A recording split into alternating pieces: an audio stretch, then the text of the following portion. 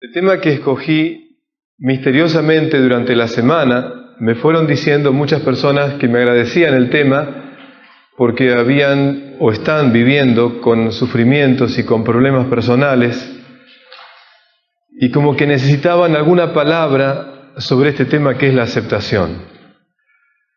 Tratar de poner contenido a esta palabra es un desafío.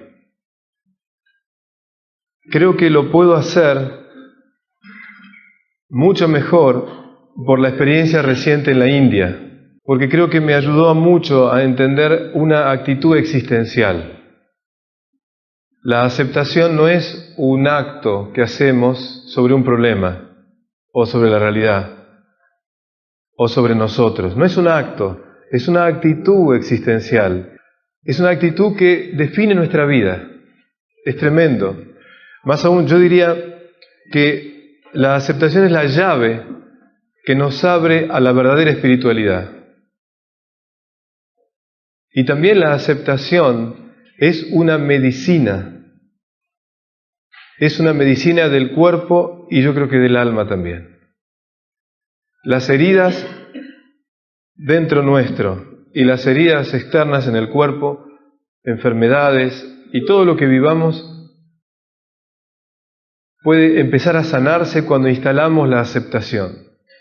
Sin aceptación, el proceso de la enfermedad o el proceso del dolor o del sufrimiento avanza y nos arrastra. Por eso la aceptación es sanante. Y también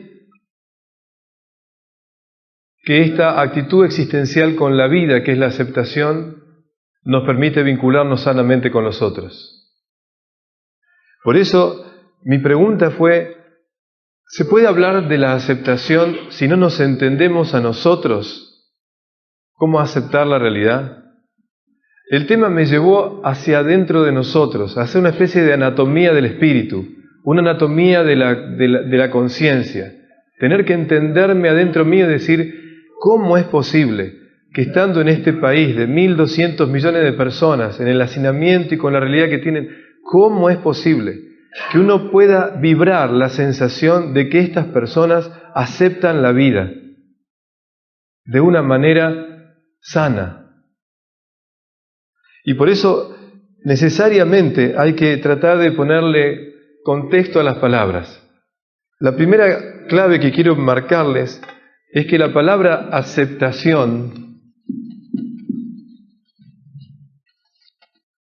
se diferencia de dos actitudes.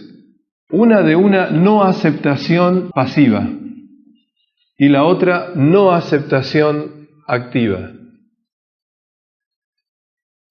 La no aceptación pasiva de la realidad puede tener una carga más masculina, por decirlo así, y se transforma en resentimiento.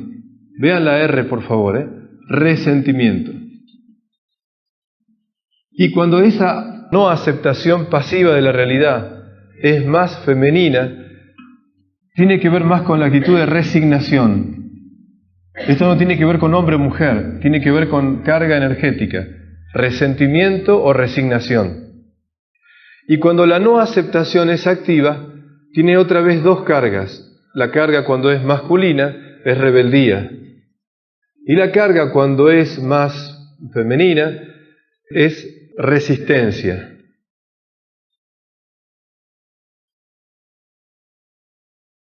Cualquiera de las actitudes que estoy marcando, rebeldía o resistencia, o resentimiento o resignación, todo esto implica que uno está rechazando la realidad.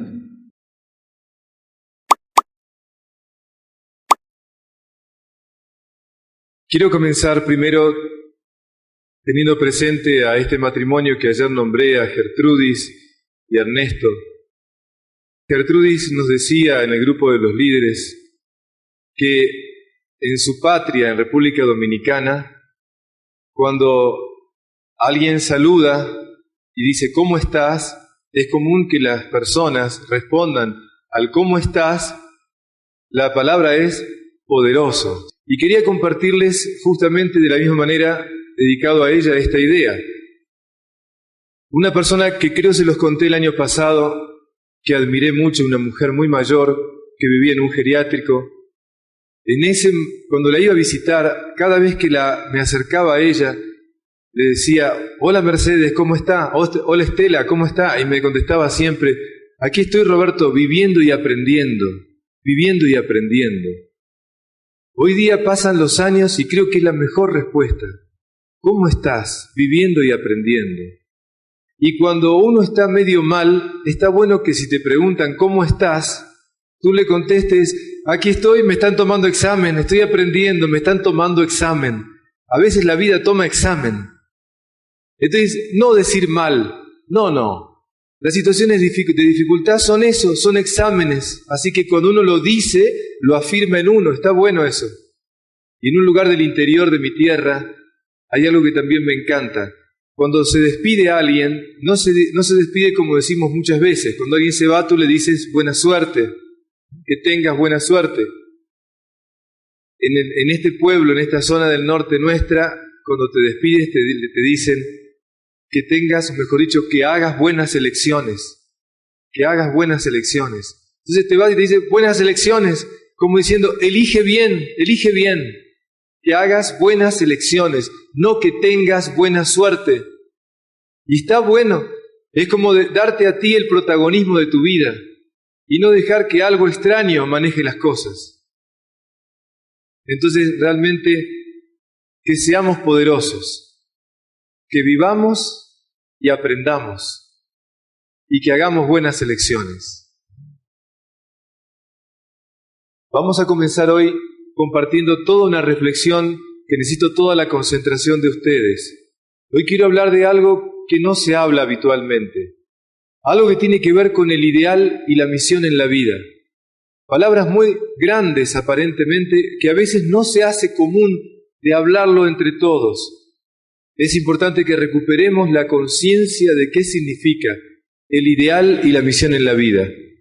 Entonces, cuando estudiaba las culturas antiguas, me daba cuenta que ellos tenían una preocupación permanente. Era tratar de que sus jóvenes pudieran hacer buenas elecciones en la vida, justamente. Y en esa preocupación, los que estaban encargados de la formación de la conciencia, sacerdotes, gurúes, maestros, sabios, lo que les interesaba que sus jóvenes hicieran dos cosas bien. Atención, la primera de todas era que lo más pronto posible supieran para qué habían venido a esta vida. Los rituales de iniciación en muchas culturas era justamente tratando de que los jóvenes descubrieran cuál era su propósito en la vida. Y la idea básica era la siguiente: cada uno somos originales y venimos a aportar algo. Entonces la pregunta es, ¿qué vengo a aportar a la evolución? ¿Qué vengo a aportar a mi comunidad? ¿Qué es lo original que yo tengo? ¿Qué es eso propio? ¿Cuál es mi misión? ¿Cuál es mi misión personal?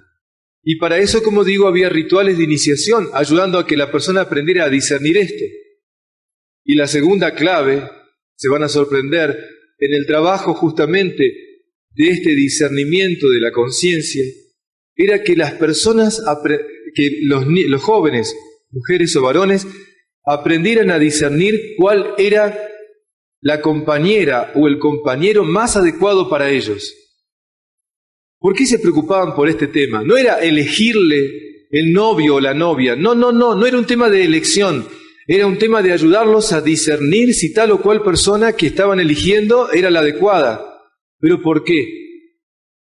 La razón de fondo es que cuando uno elige a una compañera o un compañero, lo que está haciendo es encontrando a alguien como compañero de vida para que me ayude a realizar mi propia misión en la vida. Lo que a ellos les importaba era que elija a la persona adecuada para que me ayude a realizar mi misión personal. Y yo tratar de ser para la otra parte el que lo ayuda, el que colabora para que desarrolle su misión personal. No sea que eso no ocurra, que la compañera o el compañero que tengo al lado, en vez de ser el que me ayuda, es el obstáculo más difícil para que yo desarrolle mi misión personal. Algún día conocerán a mi señora, estará aquí conmigo, y verán que no sería yo si no estuviera ella en mi vida. Y esa sensación de que la persona que está... Gracias.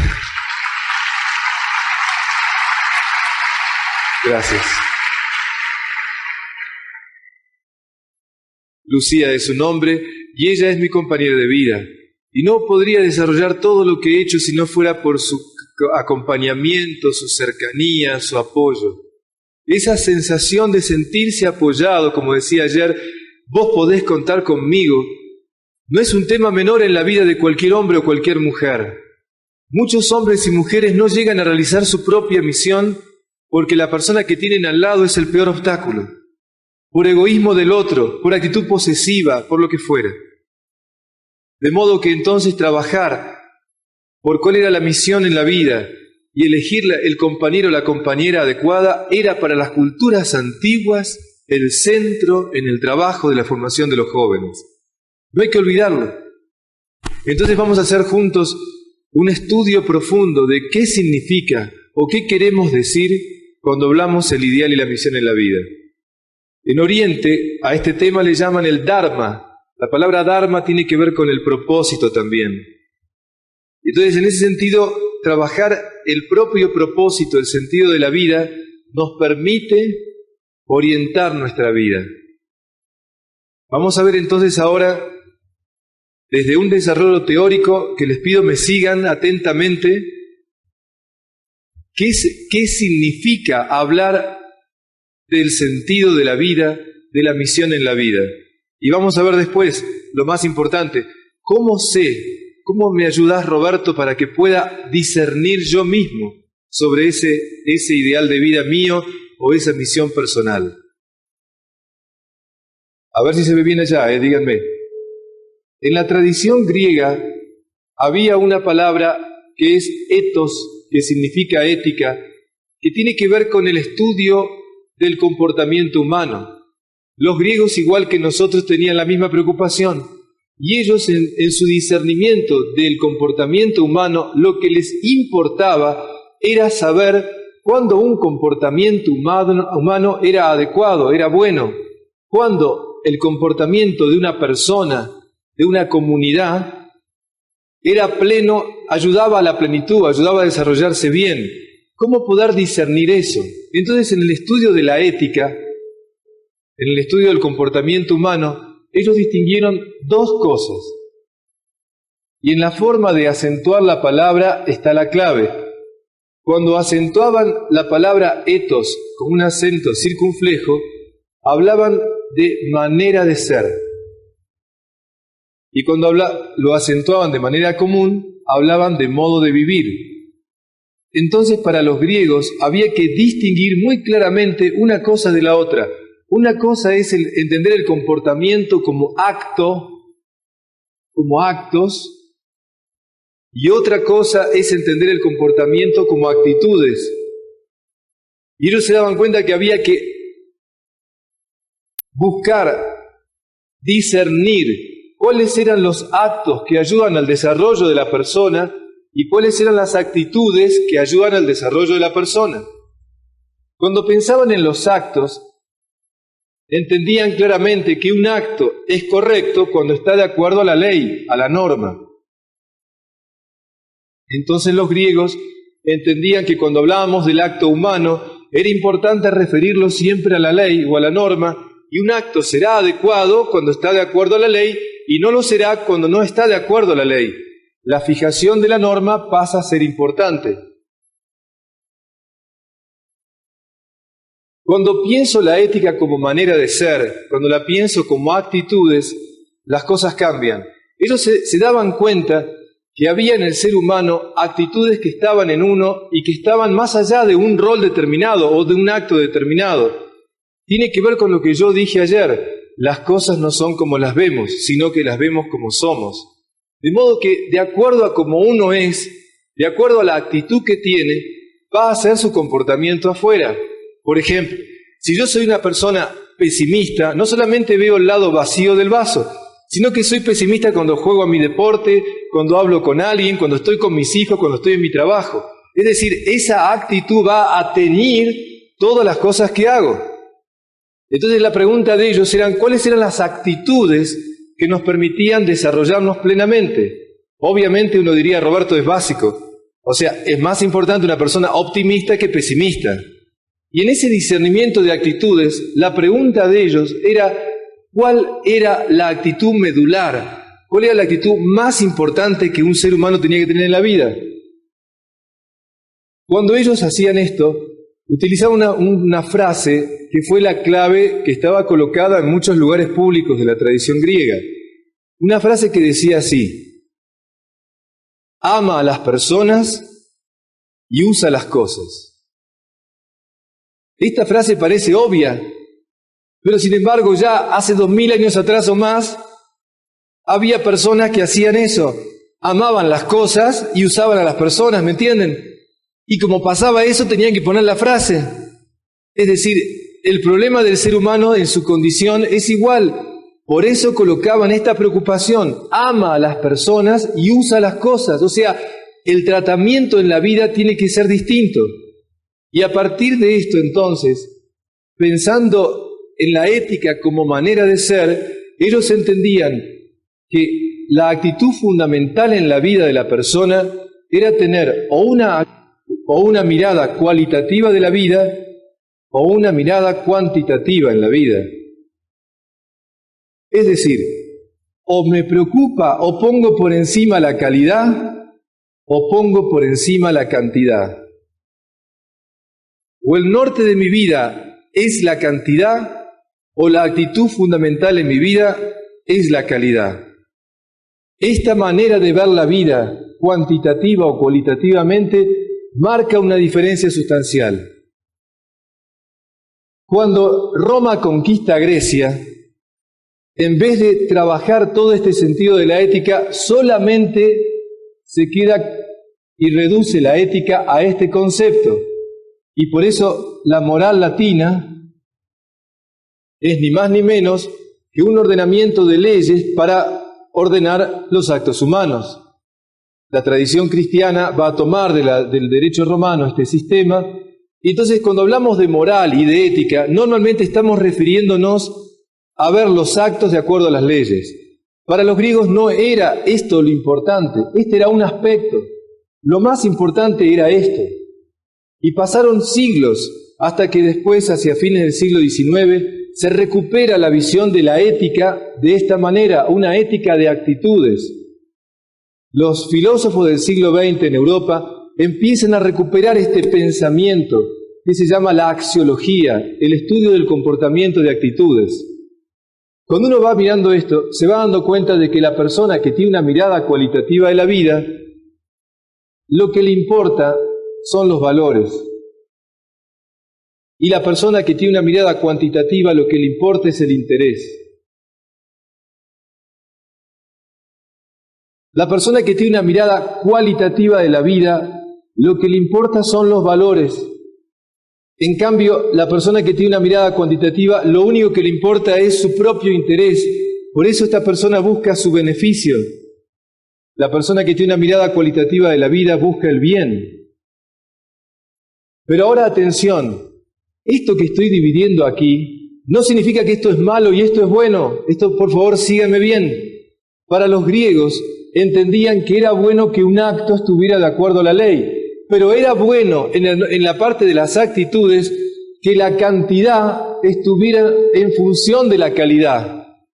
Cuando la persona pone la cantidad en función de la calidad, cuando una organización pone la cantidad en función de la calidad, cuando un país pone la cantidad en función de la calidad, cuando un planeta pone la cantidad en función de la calidad, siempre hay crecimiento, siempre hay desarrollo. Cuando en función de la cantidad mato la calidad, cuando en función de la cantidad uso la calidad en esa función, la experiencia histórica de los pueblos y de las personas es que siempre terminamos destruyéndonos. Por eso esta clave es una consigna que no debemos olvidar. Y cuando digo esto me acuerdo siempre de una frase que no me quiero... Uno de los pensadores que están detrás mío en todo lo que yo enseño es Gandhi. Él como pensador me enseñó a discernir muchas cosas. Y cuando él decía esta frase, la paz no se hereda en los cromosomas, miren qué importante, la paz no se hereda en los cromosomas, como diciendo, La paz, la justicia, el amor, el bien no se heredan los cromosomas, es la responsabilidad que una generación tiene con la que viene. De nuevo tenemos que recordar estas verdades fundamentales. Si no lo hacemos, el futuro histórico de nuestro planeta está en juego, ¿me entienden? Es tan importante entender esto. Volver a recordar lo fundamental. Y lo fundamental es tan simple como esto, que la cantidad esté en función de la calidad, es la esencia de nuestra existencia. Si perdemos de vista esto, caemos en un tremendo deterioro personal y colectivo. Entonces, Roberto, ¿está mal que una persona tenga intereses personales? No. Si tus intereses están en función de los valores, perfecto. Ahora, si tú pones tus intereses y tu beneficio propio antes que nada, aquí tenemos las experiencias de los gobiernos y de lo que nos pasa. Porque la cosa pública, porque las personas que están en el lugar que deberían ser distintas, se interesan solamente en su beneficio, estamos como estamos. Lo que tenemos que recuperar es que mi beneficio tiene que siempre estar en orden al bien común. Y por eso, como decía ayer, cuando en una organización lo que se privilegia es que el liderazgo sea siempre para tratar de que los demás también sean líderes, en una organización donde lo que se privilegia es un sentido comunitario, vamos por buen camino. Cuando en una organización esto no es así y si privilegia el individualismo, lo mío, lo propio, sin importarme el del otro, vamos por mal camino. Y fíjense qué importante, en la formación de los jóvenes, el discernimiento de esto es clave. Cuando yo me quedo solamente en la ética como modo de vivir así, lo que dije ayer, uno termina cayendo en el cumplimiento. Y como decía, es el cumplimiento. ¿Por qué? Porque cumplo las leyes para que no me castiguen. Hago lo que la norma dice porque de esa manera tengo la ventaja y tengo la aprobación de los otros. En cambio, cuando yo me rijo por los valores, cuando yo me rijo por esta actitud cualitativa de la vida, lo que tengo es compromiso. El compromiso nace porque un valor se adhirió a mí y lo trato de vivir todo el tiempo. El compromiso es justamente el haber encarnado un valor. ¿Qué es una virtud? Una virtud es un valor encarnado que se hace operativo. Es eso. Si yo creo que la generosidad es un valor fundamental en mi vida y lo trato de vivir yo y trato de llevarlo operativamente, se transforma en una virtud. Para que un valor se transforme en una virtud se requiere que uno se comprometa con ese valor. Entonces, desde este lugar,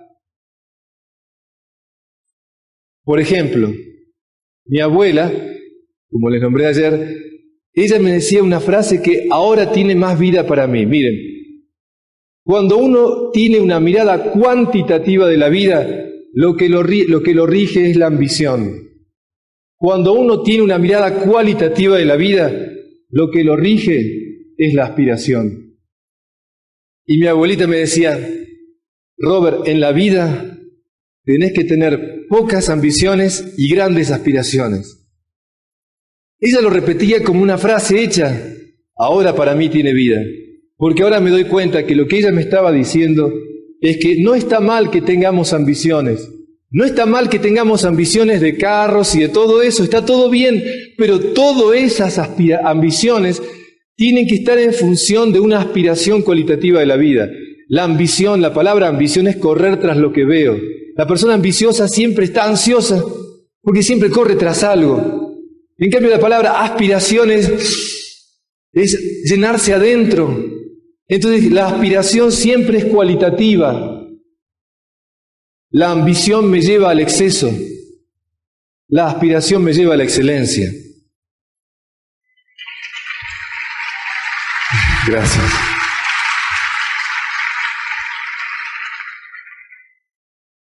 Por eso entonces, cuando miro a la realidad cuantitativamente, solamente veo cosas, objetos. Cuando miro a la realidad cualitativamente, lo que veo es ámbitos de encuentro. Cuando miro la realidad cuantitativamente, lo que quiero es ganar y no perder. Cuando miro a la realidad cualitativamente, lo que aspiro es siempre aprender esto. es dar y recibir, así se aprende. Entonces, cuando ayer decía Ernesto que ser líder es crear un ambiente, ahora lo corrijo de esta manera: ser líder es crear ámbitos de encuentro. Cada uno de ustedes, para progresar en todo lo que están haciendo, tienen que crear un ámbito de tal donde las personas se sientan confiadas y seguras que lo que ustedes están compartiendo es lo que ustedes están convencidas que es lo mejor. Y desde ese lugar, crear el ámbito para que las personas puedan sentir que también pueden avanzar en lo que necesitan ellos para crecer. Crear ámbitos supone crear un ambiente donde la naturalidad, la franqueza, la transparencia, el servicio es fundamental. Y no me quiero olvidar una frase que también, como le dije, como Gertrudis decía ayer, el tema de República Dominicana. Hay una frase tan linda que es un apotegma muy conocido que dice así: gana más el que sirve mejor. Qué simple. Esto está en la cultura general. Gana más el que sirve mejor. Porque cuando tú tienes una actitud de servicio, enseguida atraes a personas. Cuando tú, aunque sea un cargo jerárquico, tú sientes que estás sirviendo, enseguida las personas se te acercan. Esto lo aprendí, gracias a Dios, a lo largo de toda mi vida. Cada vez que sirvo, cada vez que trato de servir, se multiplican los agradecimientos. Cuando veo a personas que tratan de ponerse en un lugar donde tratan de marcar una superioridad en algo, en lo que fuera, noto que las personas se reactivan. A veces siento que todo lo que digo puede llegar a muchas personas solamente porque lo que intento con todo mi ser es servir, es lo más que siento. Por eso creo que produce el eco que produce. Cuando ustedes... Gracias.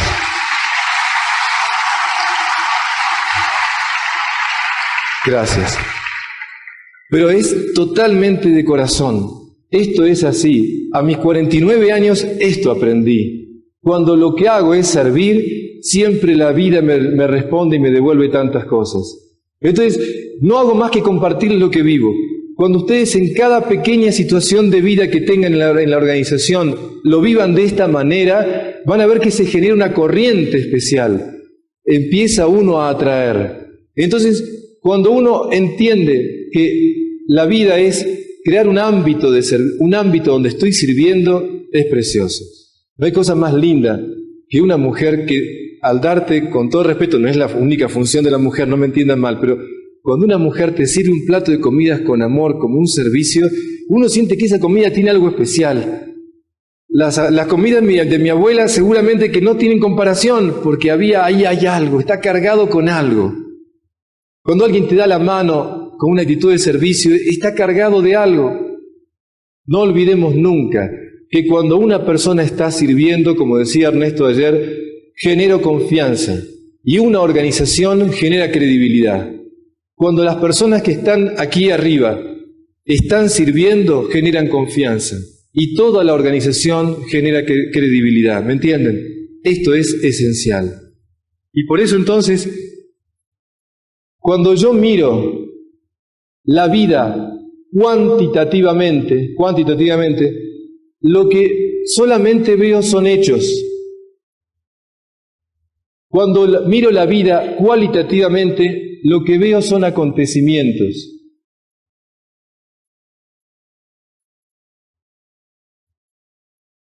Miren, cuando uno mira la vida cuantitativamente, voy a poner un ejemplo que es fácil. La pesca es una actividad.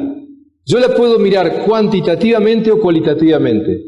A mí me encanta la pesca, me encanta.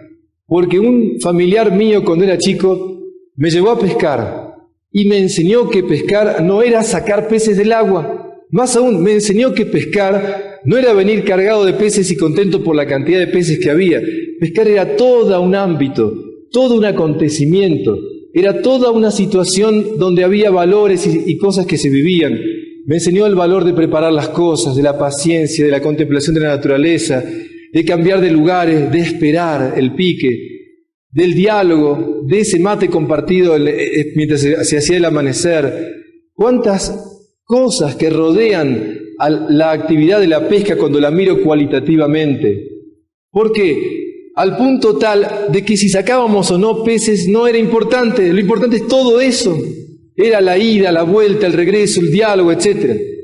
Uno se daba cuenta que cuando uno miraba, cuando yo vivía esos momentos, venía cargado de tantas cosas más que de peces. A veces devolvíamos los peces al agua. ¿Se dan cuenta? O sea, cuando uno mira algo cualitativamente ve mucho más. Entonces, cuando la persona entiende que la pesca es sacar peces, se queda lamentablemente viendo hechos. La diferencia entre un hecho y un acontecimiento tiene que ver justamente en lo siguiente. Cenar puede ser un hecho. Si lo veo como un hecho, es un lugar donde se juntan las personas para comer. O lo puedo ver como un acontecimiento, como una oportunidad de encontrarnos, de compartir. Entonces la comida pasa a ser menos importante. Lo más importante es el diálogo. Lo más importante es lo que compartimos de vivencias. Y ahí es importante entender esto. Cuando miro cuantitativamente una familia, puedo ver una casa, personas que conviven. Una cosa es convivir y otra es convivencia. Cuando miro, en cambio, cualitativamente una casa, veo un hogar. Entonces, en un hogar hay convivencia, en una casa se convive. Los animales también conviven. Los que hacemos convivencia somos nosotros. En un hogar realmente se aprende a compartir vivencias. Y la calidad de esa familia está en cómo comparten sus vivencias. ¿Qué te pasó? ¿Qué te aconteció? Como decía ayer, cuando mi diálogo solamente son noticieros de hechos, es un nivel. En cambio, cuando yo realmente miro la vida cualitativamente, no me importa lo que te pasó, sino lo que hiciste con lo que te pasó, o lo que aprendiste de lo que te pasó. Entonces, un encuentro familiar en una mesa es una oportunidad de contarnos qué te aconteció. Si no te aconteció nada, y bueno, lamentablemente, algo te está faltando aprender. Qué bueno es que aprendamos a compartir vivencias, que no significa solamente contar cosas dramáticas, sino, repito, es qué aprendiste de esa situación agradable o desagradable. La calidad de nuestra vida pasa por qué tipo de vivencias compartimos entre nosotros. Lo que hace que los adolescentes no se quieran levantar de la mesa es que realmente en ese diálogo compartimos vivencias. Cuando compartimos problemas, o esa es la oportunidad para decirle todo lo que no le puedo decir porque no está nunca, entonces lo agarro ahí en la mesa y le digo todo, lamentablemente nadie quiere quedarse sentado. Y ahora sí, miren esto. Cuando pienso esta manera cuantitativa de la vida y cualitativa, y entendiendo siempre que la cantidad está en función de la calidad, que el tener está en función del ser, que nunca debo pensar que por tener más debo ser peor. El día que por tener más deje de ser mejor o pierda mi calidad de ser, no vale la pena pagar el precio. Cuando mi tener está en función de mi ser, bendito sea. Si todos los que crecemos aquí cuantitativamente en dinero y en oportunidades económicas nos permite ser mejor nosotros y nuestros hijos y nuestra familia, bendito sea, bendito sea. Si por tener pierdo lo que soy, no vale la pena, nunca. Entonces, qué importante, y entendamos juntos esto, qué importante que una organización que tiene fines de lucro me ponga aquí a decir esto, ¿me entienden? Porque ahora me entienden que no es... Gracias. Es así. Gracias. Es así porque ya la experiencia de cualquier organización donde las personas solamente buscan tener, terminan canibalísticamente comiéndose entre sí. En cambio, cuando el tener está en función del ser, bendito sea, porque teniendo más soy mejor. Ese es el criterio de vida. Por eso, saquemos de nuestra vida el concepto de que no tener es mejor que tener. El arte de vivir, la artesanía de vivir, el arte de vivir sanamente, es saber tener. Ese es el problema. No es tener poco o mucho, es saber lo que tengo que tener. Bendito sea si tengo mucho, pero si sé tenerlo. Y entonces sí, creo que hay que aprender a saber tener. A medida que vayan creciendo, y como ya lo dijeron antes, en potencia, está lleno de diamantes acá en potencia, ¿no es cierto? Y poco a poco será en acto. Lo importante es que esto esté calado bien a fondo, porque cuando se llegue a ese momento de tener, ustedes puedan sentir las oportunidades para seguir creciendo como personas. Y entonces sí, nunca el tener va a ser una trampa, nunca, porque adentro mío, desde que empecé, tuve claro lo que estoy diciendo ahora. Entonces desde este lugar, tomen aire y grabemos juntos esto, miren. La persona que tiene una mirada cuantitativa de la vida, lo que busca, lo que quiere, lo que ambiciona siempre es el éxito. La persona que tiene una mirada cualitativa de la vida, lo que aspira, lo que quiere vivir plenamente todos los días en su vida, es su ideal de vida. La persona que tiene una mirada cualitativa de la vida busca vivir plenamente su ideal de vida. Pero Roberto, ¿está mal el éxito? No.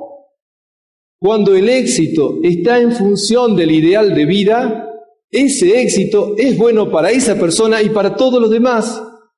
Ojalá que todas las personas que tienen ideales en la vida sean exitosas, porque si son exitosas van a poder hacer mucho bien.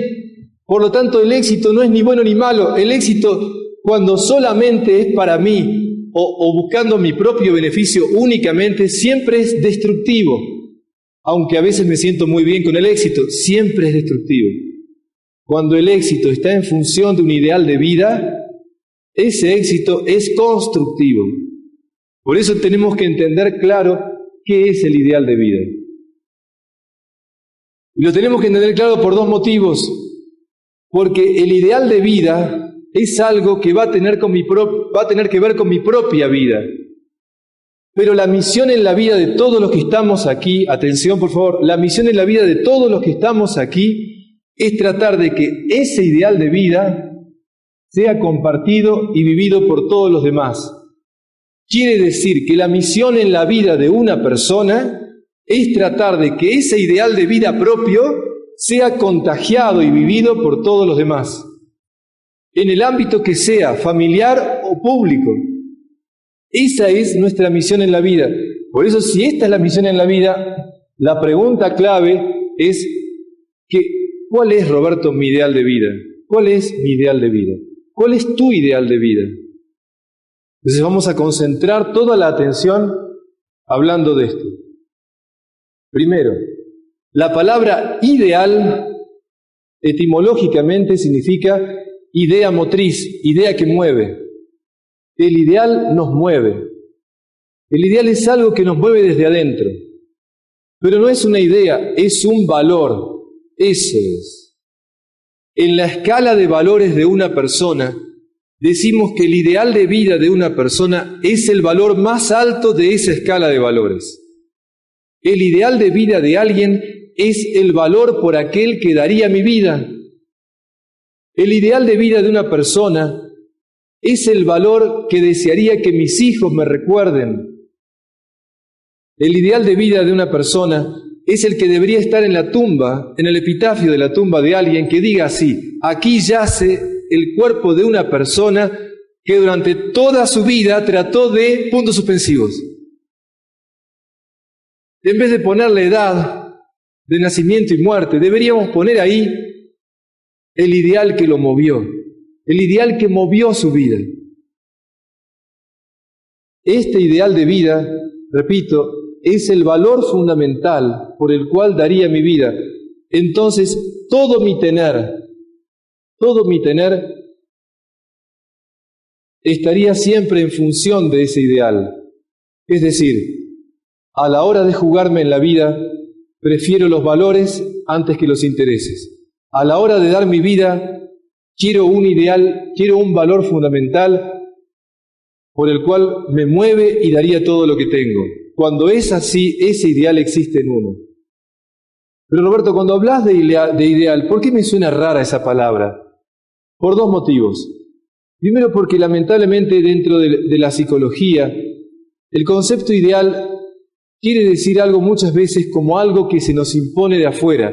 O sea, terminamos viviendo nuestra vida de acuerdo a cierto ideal que por mandato los demás nos ponen. Entonces parece que la palabra ideal es un mandato colocado por afuera, padre, sociedad, religión o lo que fuera, que tengo que tratar de vivir. Entonces parece algo que es una carga más que un anhelo. En un sentido inadecuado, esta es lo que la deformación de la palabra ideal. En otro sentido inadecuado, es que la palabra ideal suena a algo que está allá, a lo que yo quiero llegar, y como me veo a mí mismo y me veo siempre tan lejos de eso, ¿para qué voy a hablar del ideal? Me estoy amargando todo el día, mejor que viva lo que tengo que vivir, porque si pienso en el ideal me siento tan lejos que sufro, entonces mejor no hablemos. Entonces vivamos el día como podemos, no hablemos de ideales. No, la palabra ideal tenemos que recuperarla juntos. El ideal es un valor superior que ordena nuestra vida y la orienta. Entonces, Roberto, ¿pero el ideal es algo alcanzable o inalcanzable? Hay un autor que dice así: la grandeza de un ideal es luchar por él. Alcanzarlo simplemente es una recompensa. La grandeza de un ideal está en luchar por él. Alcanzarlo simplemente es una recompensa. Ciertamente que es muy poco el porcentaje de personas que todos los días de su vida viven plenamente su ideal, viven plenamente ese valor. Para muchos de nosotros, el llegar a vivir plenamente ese valor en la vida es algo que nos cuesta, porque la vida cotidiana, porque las impaciencias, porque los problemas, porque los miedos, las debilidades, etcétera, nos traban. Puede ser que realmente toda nuestra vida no lleguemos a vivir plenamente ese ideal. Para los que pensamos que la vida no termina con la muerte, probablemente después encontremos la vivencia de ese ideal. Pero toda nuestra vida es una oportunidad permanente de ir conquistando vivir este valor en mi vida todo el tiempo. Pero Roberto, la palabra ideal me suena idealista. ¿Qué diferencia hay entre tener un ideal y ser idealista? Es muy fácil. La persona idealista está queriendo que la realidad sea como él sueña. Entonces vive enojado con la realidad, intentando que lo que él ve y lo que él quiere sea. Pero siempre le molesta la realidad porque sueña con otra realidad. Todos nosotros en la adolescencia fuimos idealistas. Siempre soñábamos un mundo mejor y la realidad nos fastidiaba. En cambio, el que tiene un ideal es aquel que, amando la realidad, pisando la realidad, trata de ayudar a que esa realidad se acerque a ese ideal que tiene. Entonces, la persona que tiene un ideal está comprometida con la vida.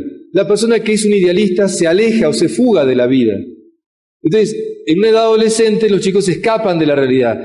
Nosotros, si amamos la vida, tenemos que tener un ideal tal que nos comprometa a llevar a esa vida a que crezca cualitativamente. Y eso es tener un ideal. Hay una frase que en náutica se entiende muy bien. Fíjense esto, ¿no es cierto? El pesimista se queja del viento. El idealista espera que cambie. El realista, que tiene un ideal, ajusta las velas. El realista, que tiene un ideal, ajusta las velas. Puedo ser un pesimista o un idealista, pero si yo tengo un ideal para llegar a algo y amo la vida, voy a atar las velas para llegar. Entre esas frases populares que me encantan, hay una que dice: el que no sabe lo que quiere, termina donde no quiere. Está bueno, ¿no? O aquel otro que dice, otra frase que dice así: para el que no sabe a dónde va, nunca soplan vientos favorables. También en náutica, ¿eh? Para quien no sabe a dónde va, nunca soplan vientos favorables. Si yo no sé cuál es mi ideal de vida, todas las cosas que me pasan me molestan. En cambio, cuando yo tengo claro mi ideal de vida, sé lo que tengo que decir que sí y sé lo que tengo que decir que no. Sé lo que me es favorable y lo que no. Por lo tanto, el tener un ideal me ancla en la vida, me hace saber a dónde voy y me hace ajustar las velas muchas veces. Entonces, Roberto, te entiendo que vos hablás del ideal como un valor, pero ¿cuál es el valor que rige mi vida? No sé decirte, o sea, si miro para adentro no puedo entenderlo. ¿Y cómo eso opera en mi vida? No entiendo cómo juega el ideal en lo cotidiano mío. Bueno, les pido que anoten un axioma de la metafísica de Aristóteles, que esto es clave para entender el valor del ideal. Dice así: lo que es último en el orden de la ejecución es primero en el orden de la intención. Repito, lo que es último en el orden de la ejecución es primero en el orden de la intención. A ver, Roberto, no te sigo. Un escultor, cuando toma el cincel y el martillo para esculpir, la estatua terminada está al final en el orden de la ejecución, está al final. La estatua terminada está después de todo el proceso. Pero en el orden de la intención, esa estatua terminada al final estuvo en él antes que nada. De modo que la estatua terminada en el orden de la ejecución está al final, pero en el orden de la intención está primero. Y por eso cuando uno ve la piedad de Miguel Ángel, uno no deja de maravillarse, porque él dice que vio el pedazo de mármol, inmediatamente sacó lo que sobraba y en 4 días y 3 noches, en forma febril, hizo esa obra de arte. Lo hizo tan rápido que la gente no le iba a creer que lo hacía. Entonces, antes de terminar de tirarse a dormir definitivamente, fue a la noche y puso Michelangelo en la faja de la Virgen para que nadie se apropiara pensando que no era de él. Fíjense, ¿por qué Miguel Ángel hizo tan rápido la piedad? Simplemente porque tenía muy claro lo que quería hacer. Cuando uno tiene claro su ideal de vida, sabe a qué decirle que sí y sabe a qué decirle que no. Cuando uno tiene claro mi ideal de vida, el valor fundamental, desde que me levanto hasta que me acuesto, cada momento que vivo, lo vivo con la conciencia de vivir ese ideal. ¿Por qué las personas no hablan del ideal de vida? Porque es muy comprometedor. Porque si yo digo que este es mi ideal y después no lo vivo, seguramente que muchos me lo van a reprochar. En cambio, mejor no decir nada y vivir como puedo. La persona que vive, que es consciente de su ideal de vida y lo dice, se compromete ante los demás. Y lo que hoy estamos necesitando es justamente personas comprometidas. Qué bueno es que yo te pueda ver y decirte, ¿cómo te llamas? Fulano. ¿Cuál es tu ideal de vida? Mi ideal de vida es este. Así, como si fuera lo más natural de vida, ¿me entienden? Del mundo. ¿Qué tal si nos presentáramos desde ese lugar? No de qué títulos tenés, dónde vivís y todo eso. ¿Cuál es tu ideal de vida? ¿Qué te mueve en la vida? Yo te digo el mío. Y lo digamos con naturalidad, con espontaneidad. ¿Saben por qué no lo decimos? Porque mejor no decir nada para que los demás no se den cuenta mi mediocridad muchas veces. Mi chatura. Por eso es comprometedor hacer consciente el ideal de vida. Y con todo respeto, deseo que desde esta mañana, cuando siga ahora explicándole lo que me falta, cada uno se levante con el ánimo de intentar comprometerse a decirse a sí mismo y manifestarlo si lo desea, cuál es tu ideal de vida. Entonces sí, ahora miren esto. El ideal de vida, Roberto, de acuerdo a lo que dijiste, es un valor que está en mí, entonces, al momento de que hago cada cosa, claro. Hasta como me lavo los dientes, hasta como te saludo a la mañana, hasta como trato al agua, hasta como agradezco el aire, hasta como miro al sol, hasta como saludo a la persona que se me aparece en el trabajo la primera vez. En todo eso se ve tu ideal de vida, se ve qué te mueve, qué valor tenés. Si tenés una mirada cuantitativa o una mirada cualitativa de la vida, se ve ahí. Y estoy convencido de algo que a los que puedan llegar a Punta Canas van a entenderme lo que digo, porque ahí lo voy a desarrollar más. Estoy convencido que la Madre Tierra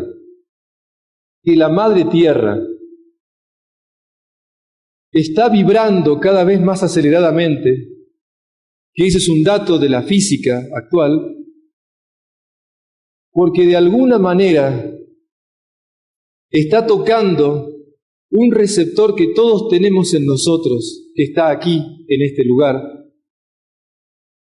Y este receptor lo tenemos las personas que tenemos una mirada cualitativa de la vida. Estoy convencido que la Madre Tierra está llamando a hombres y mujeres de la humanidad, y sobre todo jóvenes y niños, a través de una vibración especial para aquellos que tenemos una mirada cualitativa de la vida. Algo nos pasa acá. Estoy seguro que si le diera el micrófono a más de una persona, me diría, tenés razón, Roberto. No sé qué me pasa, pero últimamente, o hace un año, o hace un tiempo, siento algo acá, tengo ganas de algo, quiero hacer algo más, quiero, no sé qué decirte, pero tengo una inquietud, unas ganas, tengo el ímpetu de servir a otros, tengo ganas de hacer algo por el planeta, quiero hacer algo, pero no sé por dónde o qué, pero algo me pasa, tengo esto. Si lo que digo en los que están presentes es verdad, entendamos que es una llamada de la tierra. Gracias. Gracias.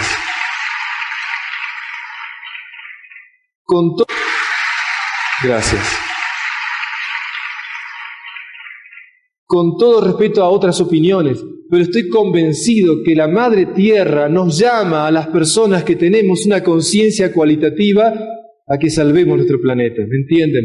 Lo que está en juego es algo mucho más grande, pero depende de la mirada nuestra. Las personas que tienen una mirada cuantitativa de la vida tienen apagado ese receptor. Por eso no vibra en ellos lo que estamos diciendo.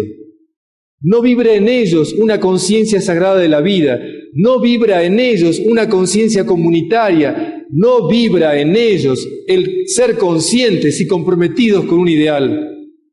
Al contrario, los que hacemos todo eso, o los que intentamos hacer todo eso, sepamos que se va a cumplir lo que dice Coelho en el Alquimista, ¿no es cierto? El universo conspira para aquel que está decidido a cumplir su historia personal. Es así, no es una frase hecha.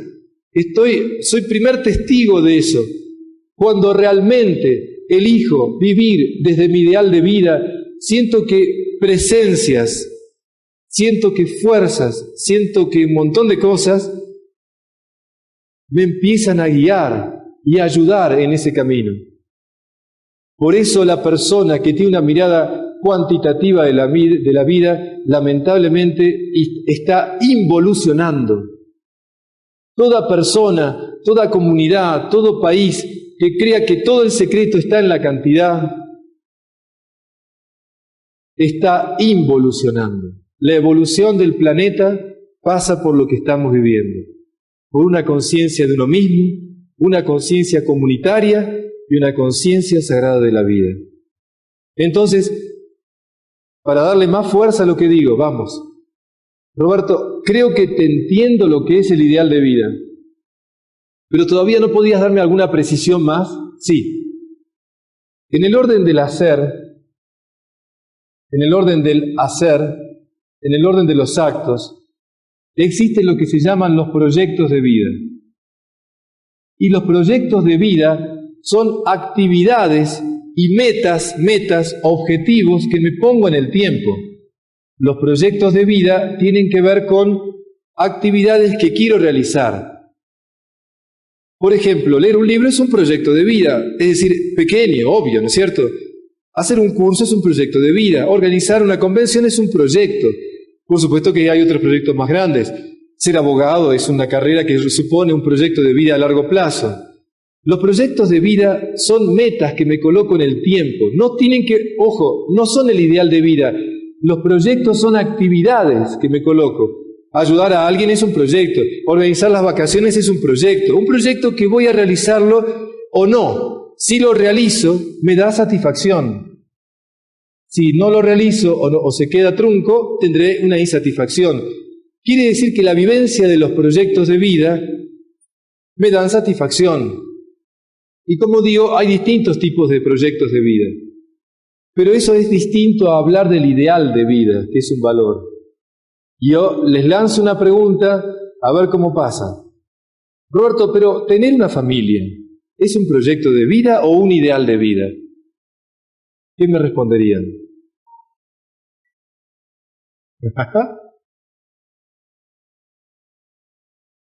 Porque ahora, claro, son las dos cosas.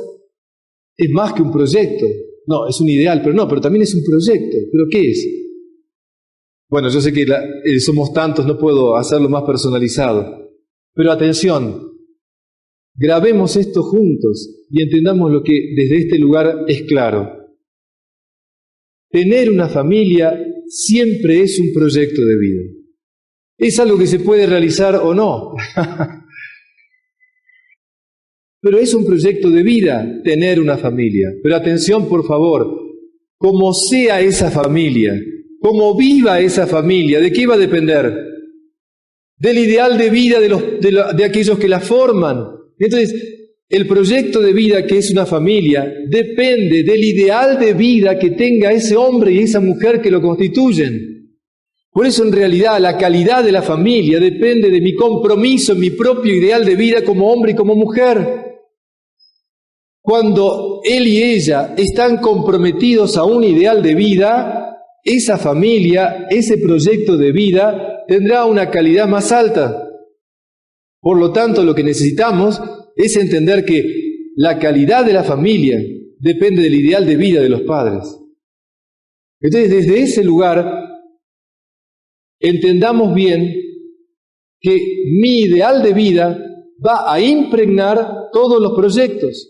Ser abogado es un proyecto de vida, pero como sea como abogado, va a depender del ideal de vida que como persona yo tengo. El ideal de vida como persona va a teñir mi actividad de la abogacía, ¿me comprenden?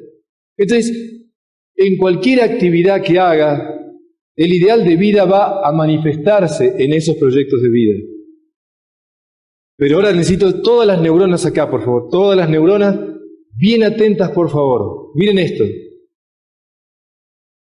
La persona que tiene una mirada cuantitativa de la vida, la persona que se queda en el tener y en la cantidad, y no tiene una actitud cualitativa de la vida, va a idealizar los proyectos de vida.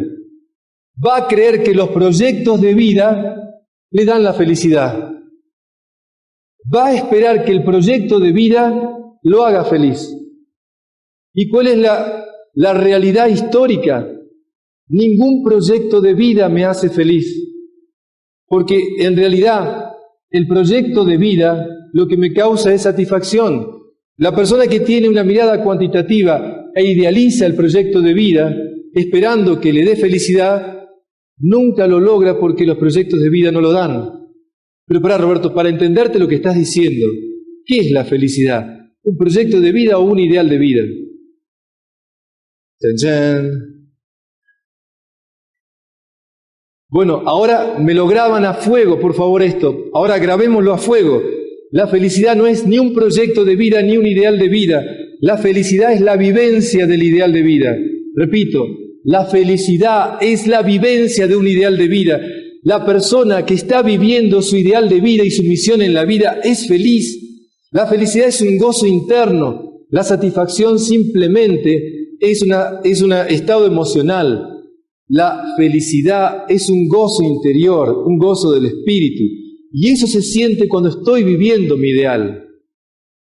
Viktor Frankl decía esta frase: la felicidad, como el verdadero éxito, no debe perseguirse, sino seguirse. Y eso solo es posible como efecto secundario de la dedicación personal a una causa mayor que uno mismo, en la dedicación a un ideal. Quiere decir que la persona que vive su ideal de vida es feliz. La persona que solamente cumple proyectos de vida logra satisfacción. Miren esto, vamos a poner dos ejemplos y retomo lo que decía antes. Un empresario que tenga solamente una mirada cuantitativa de la vida y nada de esto, va a esperar que el proyecto de vida le dé felicidad. Y puede pasar dos cosas: que su empresa sea la número 1 y logre lo que aspiraba. Pero cuando lo logra, se da cuenta que una vez que alcanzó eso, siente que no le da la felicidad que esperaba. Entonces busca que sea la número 1 de la región y después del continente, etc. Toda persona que cree que los proyectos de vida me dan felicidad, terminan siendo adictos a eso. Adictos al poder, adictos al tener. Porque cuando tengo 100 quiero 1000, y cuando tengo 1000 quiero 1.000.000. Cuando estoy 4 años en un gobierno quiero 8 y quiero 12, o sea, quiero más todo el tiempo. La persona es así. Claro, ¿por qué hay adicción al tener y al poder? Porque creo que ese proyecto de vida, tener un cargo o tener dinero, me va a hacer feliz y no me hace feliz. En cambio, todo lo contrario, cuando yo tengo un ideal de vida y lo estoy viviendo, soy feliz. Roberto, a ver, no te entiendo todavía, ayúdame un poco más. Miren esto. Cuando nació mi primera hija, Florencia, el día que nace ella, había una gran satisfacción porque se cumplía el sueño o el proyecto de tener una hija. Entonces estábamos con un enorme gozo interior porque sentíamos que se cumplía ese proyecto después de 3 años de compartir nuestra vida matrimonial. Pero en ese mismo momento que se cumplía el proyecto de vida y la satisfacción del nacimiento de Flor, también estábamos viviendo la felicidad porque en el nacimiento de ella se estaba cumpliendo nuestro ideal de vida. Entonces sentíamos 2 cosas. Por un lado, la satisfacción del proyecto cumplido, pero por otro lado, la felicidad porque ella era la muestra viva de nuestro propio ideal de vida, ¿me entienden? Ojalá que todos los niños que nazcan en el mundo produzcan eso, la felicidad porque son esperados, la felicidad porque son la manifestación de un ideal de vida, ¿me entienden? Si eso es así, entonces, al mismo momento pasaron las 2 cosas, y pasó el tiempo, y las fotos se pusieron amarillas, y el momento del nacimiento quedó registrado en una cámara, y eso fue pasando. Cuando pienso para atrás recuerdo la escena y me acuerdo de los momentos de satisfacción. La satisfacción pasó. Pero cada vez que llevo a Flor al colegio como a Sebastián, todas las mañanas, la felicidad que tengo adentro, porque ellos son la manifestación de mi ideal de vida, eso no se apaga nunca, ¿me entienden? Eso está siempre en mi corazón.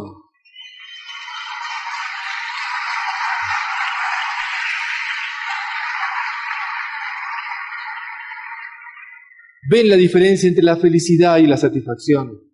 La satisfacción es momentánea. La felicidad es el registro interior de estar viviendo mi ideal de vida. Todos los que estamos acá y comulgamos en lo que estoy diciendo me entienden. Cuando uno siente que está haciendo lo que realmente es lo mejor que puede hacer porque ese es su ideal, esa persona adentro tiene un gozo interior, tiene una felicidad que no se compara con éxitos materiales, no se compara con cosas de fuera. Entonces, creo que te sigo entendiendo, Roberto, pero ¿qué pasa si el empresario que colocó en ese proyecto de vida todo, no logra que su empresa llegue a ser la número 1? En ese momento, ese hombre se viene abajo, porque había apostado en que eso le iba a dar la felicidad, y como no alcanzó lo que esperaba, se derrumba, porque siente que entonces no puede ser feliz. Otro ejemplo simple, para que lo grabemos todos acá. Si mi madre estuviera sentada ahí, y yo le preguntaría, mamá, para vos tener una familia, ¿es un ideal o un proyecto de vida? Obvio, Roberto, obvio, Robert, por favor. La familia es un ideal de vida. La familia es un ideal de vida. Roberto, ¿cómo decís la cosa? ¿Qué pasó con mi madre? Mamá, como mujer de una generación anterior, apostó a pensar que la familia era un ideal de vida. Y por supuesto, ella como persona no se buscó un ideal de mujer propio. ¿Y qué pasó? Su búsqueda de constituir la familia lo logró. Y de hecho se casó y tuvo 2 hijos. Mamá entonces sentía que ese proyecto de vida la hacía feliz. ¿Qué ocurrió? En la adolescencia mi hermano se va a Inglaterra, yo entro a un seminario y de pronto, mi padre es marino mercante y viaja todo el tiempo, de pronto todo ese proyecto de vida que a ella ilusionadamente le iba a hacer feliz se derrumbó. Ese año tuvo una depresión tan fuerte de 7 meses en cama con medicación que le duró toda la vida hasta que falleció el año pasado. Y toda su vida fue siempre sintiendo que algo le faltó. Claro, ¿qué es lo que le faltó? Ella se olvidó de ser ella misma, se olvidó del ideal de mujer, había apostado a que ese proyecto la iba a hacer feliz. Y lamentablemente, repito, nuestros hijos y las personas que amamos son compañeros de viaje en la vida para compartir y crecer juntos. Pero cada uno de nosotros tenemos el deber indelegable de descubrir cuál es lo que tengo que aportar en la vida, mi propio ideal. Y entonces sí, cada uno tenemos que compartir desde nuestra plenitud, no esperando que otros un proyecto cualquiera sea, me haga feliz. Mi felicidad va a partir de mi compromiso con mi ideal de vida y la vivencia de ese ideal de vida. Entonces, si mamá hubiera entendido esto, se hubiera preocupado de ser ella mujer, sabiendo que como mamá había muchas vicisitudes de la vida y que podía pasar esto o aquello, que su proyecto por ahí no se cumplía como ella esperaba, pero la felicidad no iba a depender de eso, sino de su ser mujer. Hasta que mamá se fue, siempre añoraba y sufría porque su proyecto de vida no se cumplió, y siempre hablaba de lo mismo. Y siempre sentía que en la vida ella lo que era mamá y se había olvidado de ser mujer. ¿Se dan cuenta? Entonces, qué importante es que redescubramos esto. Roberto, te voy entendiendo, pero todavía me falta algo más.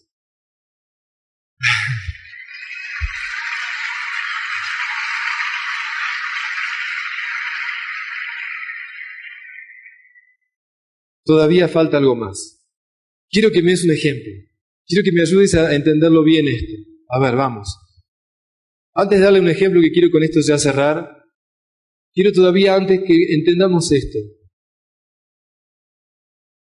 ¿Cómo se hace para saber cuál es mi ideal? Primero, pensemos a quienes admiramos nosotros, o a quienes admirábamos cuando éramos más chicos. Recordemos a ver aquella persona viva o del pasado que nosotros admirábamos.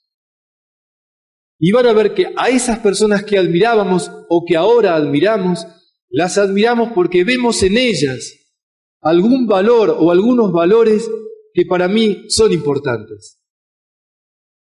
Quizás cuando pensemos en esto descubramos que ese valor que admirábamos en esa persona es ese valor que realmente yo deseo vivir en mí o deseaba y me olvidé en el camino. Repasemos dentro nuestro qué valor admirábamos en esas personas, ¿me entienden? Y recuperemos en nosotros pensar si ese valor no estuvo o no está en mí todavía vivo y vigente. ¿Cómo darme cuenta de eso? Voy a ponerles un ejemplo bien claro y los invito a que recuerden lo que dije recién de buscar a quienes admiramos y qué valor pensamos que eran importantes para nosotros. Un día di esta conferencia a un grupo de hombres y cuando doy la conferencia al terminar se acerca uno de ellos y me dice: Roberto, quiero verte en 2 semanas, por favor.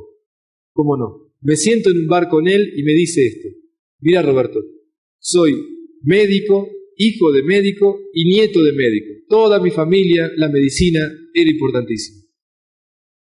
Y para mí, ser médico es algo que está en la sangre, no sé cómo decirte. Yo nací ya con la medicina y me siento que esto tiene que ver con mi vida. Pero una semana antes de que vos hablaras, pasó algo en mi familia que me conmovió. Mi hijo de 17 años que termina el secundario se acerca y me dice: papá, no quiero ser médico porque no quiero ser como vos. Así nomás. Él quedó plantado. Quería defenderse, pero se sintió como acobardado. Sentía que su hijo le estaba diciendo algo que a él le resonaba. ¿Por qué? Porque él hacía un tiempo que sentía una insatisfacción de fondo, algo que no les resultaba. Él se daba cuenta que algo andaba mal, pero no sabía por qué. Y su hijo con sus palabras lo había puesto frente al problema. En ese momento, más que reaccionar o atacarlo o defenderse, se cayó y esperó. Cuando llegó la conferencia mía y escuchó todo lo que dije, dijo: llegó el momento. Me escuchó atentamente y cuando estaba sentado conmigo me dice: mira, Roberto, tomé una decisión. Dentro de 3 semanas parto para Bosnia, porque voy a trabajar como médico sin frontera en esa zona y quiero recuperar algo que perdí. No sé qué es, pero algo me dice acá, que tengo que recuperar algo que perdí. Y tengo estas ganas realmente de ver si reencontrándome en una situación como esa, me doy cuenta de algo que en lo cotidiano no me doy cuenta.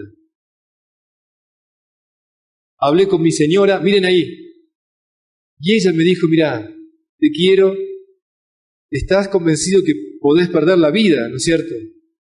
Y yo le dije que sí, pero que estaba decidido realmente a recuperar algo y volver con todas las ganas en eso. Entonces ella me dijo: yo te apoyo. El apoyo de ella, me contaba él, que fue decisivo.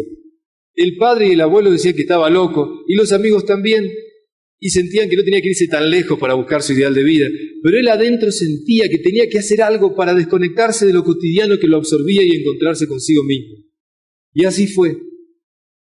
Cuando me dijo esto, le dije que lo hiciera, que ojalá encontrara lo que buscaba y que lo esperaba a la vuelta. Se va para Bosnia, a la semana llega una carta.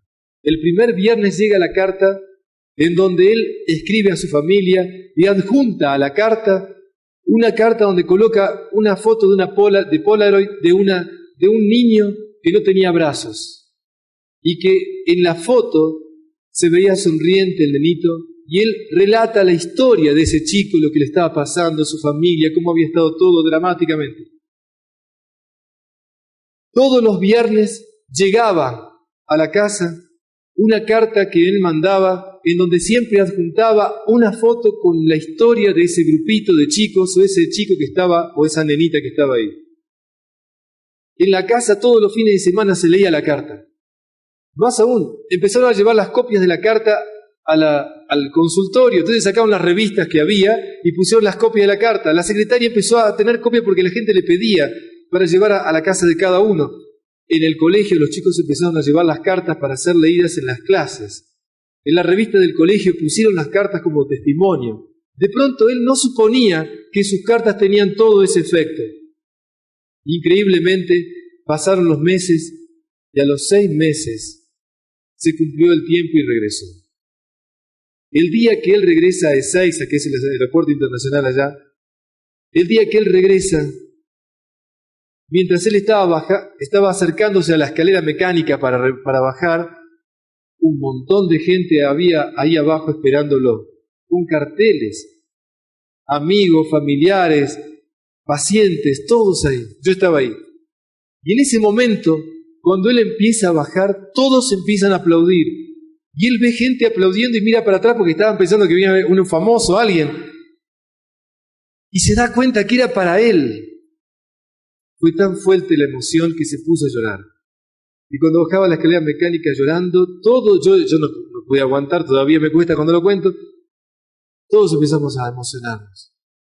Yo estaba re emocionado y cuando él baja, lo primero que hace es abrazar a su grupo familiar y de pronto estando yo cerca de él, escucho que su hijo mayor se acerca, lo abraza y le dice: papá, quiero ser médico como vos.